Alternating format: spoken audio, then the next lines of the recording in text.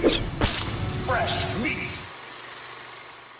Halloween, The Curse of Michael Myers, the sixth film in the Halloween franchise, isn't just one of the most divisive entries in the series. It also had a more troubled production than any of the others. There was studio interference, a controversial recasting, and extensive reshoots, which resulted in two substantially different cuts of the film, one of which wasn't officially available for decades. It's a messy story, and we're diving right in with this episode of What the F*** Happened to This Horror Movie.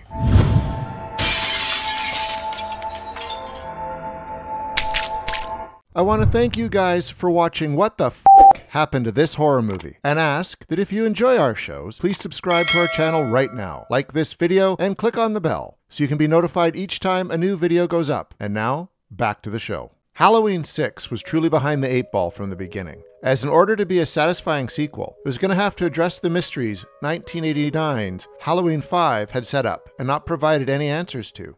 In that film, we had seen that slasher Michael Myers had a symbol tattooed on his wrist, something we had never seen before and shouldn't be there because Myers isn't exactly the sort of person who will just stop by the local tattoo parlor and get some ink. This tattoo was actually something that was left over from an alternate opening sequence in which Myers was nursed to health by an occultist called Dr. Death.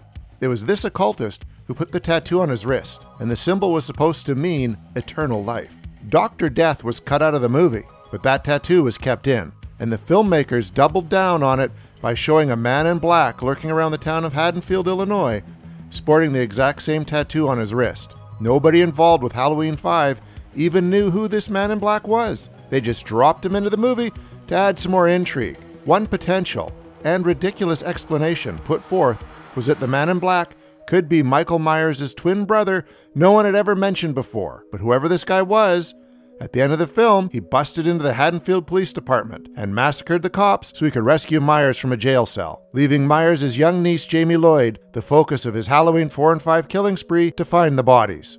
Halloween 5 had reached theaters a week shy of a year after the release of Part 4, and producer Mustafa Akkad initially planned to get the sixth film out quickly as well. One writer who was contacted in those early days was Quentin Tarantino, whose screenplays for True Romance and Natural Born Killers were going around Hollywood at the time. Tarantino wasn't formally hired, but he did ponder a 20-minute sequence that would find Michael Myers and the Man in Black leaving a trail of bodies at coffee shops and other pit stops while on a road trip down Route 66. When Halloween 5's box office haul didn't quite match up to what Halloween 4 had made, Akkad decided to take some extra time on this one, and the development of Part 6 was slowed down further when the original Halloween's creative team of John Carpenter and Deborah Hill filed a lawsuit in an attempt to win back the rights to the franchise, which Akkad had taken control of when putting together the fourth movie. Carpenter's hope was to take Halloween to New Line Cinema, the studio he was making In the Mouth of Madness for, the studio known as the House That Freddy Built due to the success of their Nightmare on Elm Street franchise, and which had just made Texas Chainsaw Massacre 3 and was acquiring Jason Voorhees at the time. While fans would have been hyped to see Carpenter take control of Halloween again, they might not have been so enthusiastic about the idea he had in mind. Carpenter laid out his concept in an issue of Fangoria. Quote, "If you can't kill Michael Myers, what do? You send him up into space, except he gets up there and ends up on a space station. Yep, there is a possibility that Myers could have gone to space even before Pinhead, Leprechaun, and Jason Voorhees got there." But the lawsuit was decided in favor of Akkad, and Dimension Films bested New Line in a bidding war over the rights to distribute Halloween 6. Screenwriter Phil Rosenberg turned in a draft of the script that Akkad was reportedly so displeased with that he threw it across the room after reading it. Miramax was about to release Pulp Fiction, so they asked Quentin Tarantino and his producer Lawrence Bender who they thought should direct the film. They recommended their friend Scott Spiegel, who had co-written Evil Dead 2 and directed the 1989 slasher Intruder, which Bender had produced. There was some talk of Spiegel rewriting Halloween 6 and possibly directing the film with Tarantino on board as producer, but he only got so far as writing a loose treatment before the project slipped away from him. Just 1 month after Rosenberg finished his draft, the writing duo of Irving Bilatesh and Lawrence Guterman had already turned in a rewrite. What's interesting about the versions of the story writers were crafting at this point is how much they disregarded the Man in Black and Jamie Lloyd. Questions raised by Halloween 5 were not being answered. Instead, the scripts were introducing a new heroine named Dana and featured Tommy Doyle, a character from the original Halloween, as a loner and virtual reality enthusiast who discovers that the way to defeat Michael Myers is to find a portal that can only be opened on Halloween night and have him get dragged into the underworld. Not too far from what happened at the end of Jason Goes to Hell. So in June of 1994, Akkad contacted Daniel Farran, a Halloween superfan he had met 4 years earlier, and Farran was given the job he had been dreaming of taking on ever since he saw Halloween 5. He was hired to write the sequel. It's a good thing Farran had ideas for where he wanted to take Halloween 6, because by the time he was hired, the scheduled start of production was only 4 months away. Dimension and Akkad wanted to have cameras rolling on this thing by the end of October 1994. Farran kept a couple of elements from the rejected drafts. The idea that Halloween had been banned in Haddonfield since the events of the 5th movie. The presence of a loner Tommy Doyle who has figured out the supernatural secrets of Michael Myers. He ditched the virtual reality aspect though, and Dana was also gone. Instead, Farran set out to solve the mysteries of Halloween 5. To do so, he drew some inspiration from the Curtis Richards novelization of the first Halloween, which started with a prologue that went back to the holiday's Druid roots and presented the idea that the Myers bloodline is cursed. Another inspiration was the scene in Halloween 2, which we see that Myers has uncharacteristically written the word Samhain on a wall in blood. Farran's story finds that a Druid cult has been built up around Michael Myers, who hears voices telling him to kill his family because he's afflicted with an ancient curse. The symbol tattooed on his wrist is the Thorn Ruin, and his Halloween killing sprees coincide with the nights in which a constellation in the shape of the ruin is visible in the sky. The leader of the cult, the Man in Black, is Dr. Wynn of Smith's Grove Sanitarium, a character who was seen in the first Halloween arguing with Myers' doctor, Sam Loomis, about the lax response to Myers' escape. The cult captured Jamie Lloyd on Halloween night in 1989 and has kept her captive in the bowels of Smith Grove for 6 years. During that time, they even had Myers impregnate his teenage niece. Farran has said that he didn't really intend for the silent slasher to be the baby daddy, but by the time the movie was filming, someone else had done revisions to the script that made it pretty clear that he was, in the initial cut of the movie anyway. Jamie gives birth to a boy who will end up being named Stephen. Then she manages to escape from Smith's Grove with her newborn just in time for Halloween 1995, and Myers and the Man in Black follow close behind. In Haddonfield, Tommy Doyle has unearthed all the information on the Thorn Curse and is living across the street from Myers' childhood home, which is now inhabited by relatives of the Strodes, the family that adopted Myers' sister. One of the Strodes is a kid named Danny, who is hearing voices just like Michael Myers does. The cult's plan is to have Myers kill Stephen, therefore passing the Thorn Curse over to little Danny. And somehow that will also magically make Dr. Loomis replace Wynn in the caretaker position. It's quite convoluted and far off from the franchise's simplistic roots, but this is the story that made it to the screen, more or less. Hider in the House's Matthew Patrick was hired to direct the film and asked cinematographer Billy Dixon to shoot it for him. Then Dixon was notified that Patrick had lost the gig. When Farran was hired, he was told that When a Stranger Calls director Fred Walton was taking the helm. But that didn't happen either. Producer Paul Freeman was one of the few people who have ever seen a low-budget 1993 crime film called Thieves Quartet, which was the feature directorial debut of Joe Chappelle. And he was so impressed with that movie that he offered the Halloween 6 job to Chappelle. Chappelle accepted the offer, and he's the one who ended up directing the movie, with Billy Dixon handling the cinematography. Since Christopher Lee had been John Carpenter's first choice to play Dr. Loomis in the original Halloween, Farran had written Dr. Wynn with Lee in mind, despite the fact that the character had not been a regal British man when he appeared in the first movie. Instead of Lee, the role ended up going to American actor Mitchell Ryan, best known for being the villain in Lethal Weapon. For the role of radio shock jock Barry Sims, Farran imagined the stunt casting of either Howard Stern or Mike Myers. The person cast was Leo Getter, the guy who got frisky with Liana Quigley on a pool table in Silent Night, Deadly Night. But when it came to casting expectations and casting reality, the true heartbreaker was the role of Jamie Lloyd.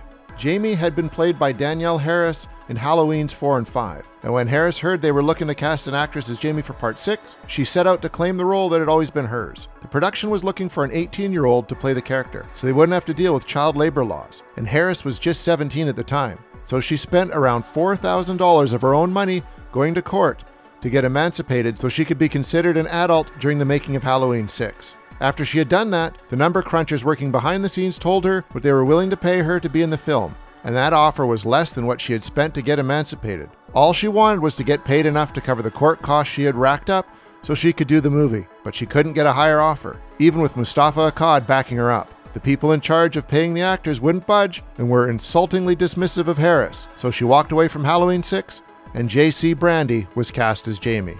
The presentation of Jamie in the film was disappointing anyway, as the role got whittled down more and more as the movie progressed. Jamie had a heroic battle with Myers at the end of the film in Franz's script, but in the shooting draft she was killed about halfway into the movie, and in the cut that was released in theaters, she dies very early on. Thankfully, Donald Pleasence was brought back to play Dr. Loomis one more time, and ended up sharing scenes with an actor who was just getting started in 1994, but is one of the most popular actors in Hollywood these days, Paul Rudd, who is cast as off-kilter Michael Myers expert Tommy Doyle. Although Halloween 6 ended up being released after audiences had already seen Rudd in Clueless, this movie was Rudd's first.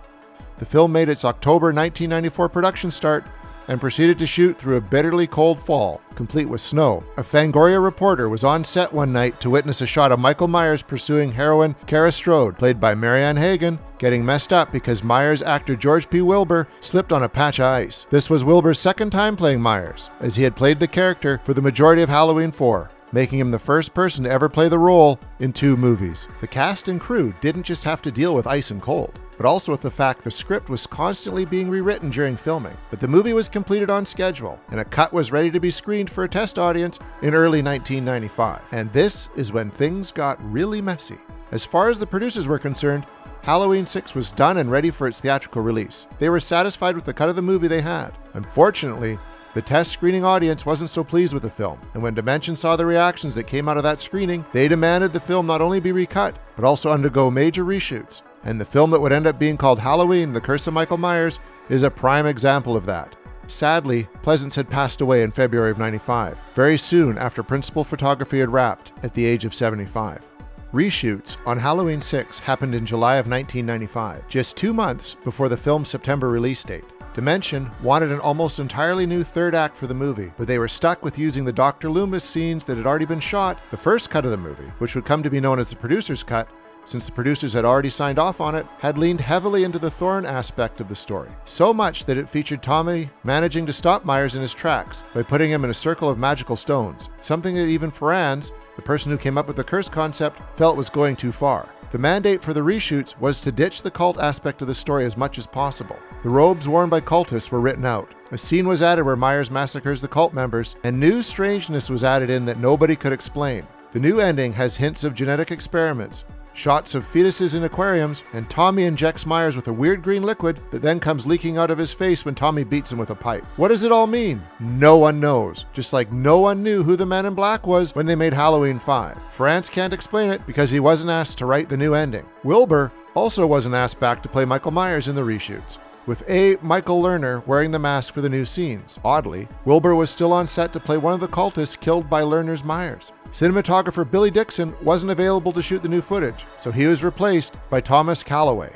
Dimension also felt that Halloween 6 would be improved with the addition of gore, so the special effects crew was tasked with adding more bloodshed to the kills. Some of the gore went way over the top. In one scene where Myers had simply snapped a man's neck in the producer's cut, the theatrical cut shows that he twists the man's head so hard that the spine tears out of the flesh. The most famous moment of gore comes when a character is electrocuted until their head explodes. This gore was added into a movie that was now edited with flashy music video style, and composer Alan Howarth recorded the music to accommodate the film's new over-the-top tone, taking the music over the top as well with drums and electric guitar. That still wasn't far enough for Chappelle, who brought in a friend of his to add more electric guitar to the soundtrack. The new music was paired with sound design that added strange sound effects throughout the movie. The theatrical cut ended up being 8 minutes shorter than the producer's cut, but was so poorly received by critics, the general audience, and fans that it makes you wonder if Dimension might have been better off just skipping the reshoots and releasing the film as it was at the test screening. While the $15 million Halloween: The Curse of Michael Myers made at the box office was better than Part 5's $11 million, it was still short of Halloween 4's $17 million. As soon as Halloween 6 was released, fans noticed it was lacking scenes that had been featured in the trailer and pictured in the pages of magazines like Fangoria.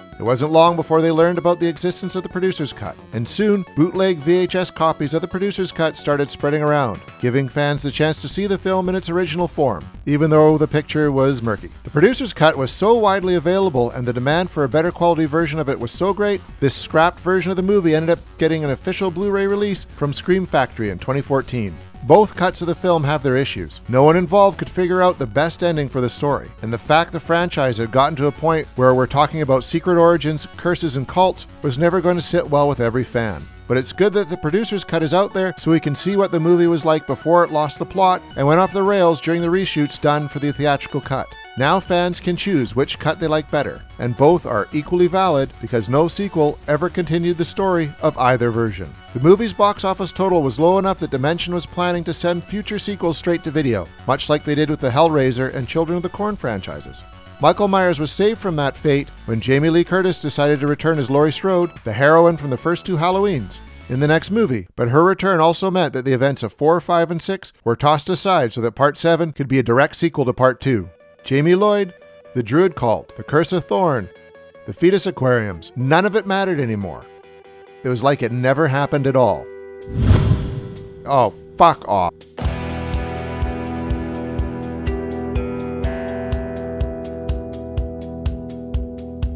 I went to a wake on the soaked streets of Blue Island. And my father, though a strong man, you know, I swear I saw him crying. Another generation gone. Thank you for watching our show. If you like what you see, please subscribe to our Joe Blow Horror Videos channel. Tell your friends who like this sort of content, and turn on the bell to receive notifications for all our latest videos. We're an independent company, and we appreciate all of your support.